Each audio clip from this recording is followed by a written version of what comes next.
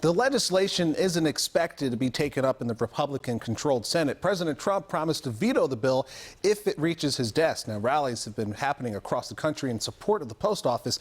WJZ is live. Amy Kawada has the message from people right here in Baltimore. Amy. Max, demonstrators took to the streets here in downtown Baltimore this morning, saying their efforts is to save the post office and calling for the Postmaster General, Louis DeJoy, to resign. Many saying they couldn't even believe this is something they would ever have to advocate for. I say vote, you say hope. Vote. Dozens of protesters rallied outside Baltimore's main post office along East Fayette Street Saturday morning.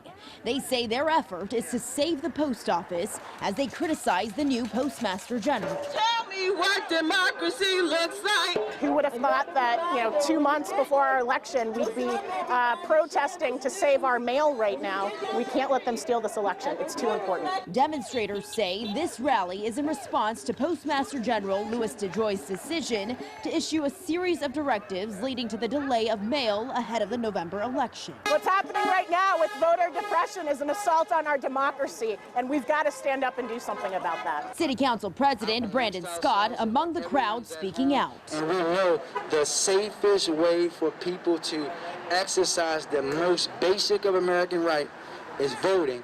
Maryland's Attorney General Brian Frosch tells WJZ 6 sorting machines have been taken offline in Baltimore City and Anne Arundel County after budget cuts to the post office. Demonstrators like Denise Gilmore says she's concerned about the upcoming election after learning hundreds of mail sorting machines were removed in states across the nation. I mean, these are the states that are going to decide our presidential election. It smells and looks a lot like a concerted effort to do voter suppression and cheat this election. On Friday, DeJoy saying he's extremely confident the Postal Service will be able to ensure mailed ballots sent 7 days before Election Day will be processed and counted. We will scour every plant today, each night leading up to Election Day. Very, very confident.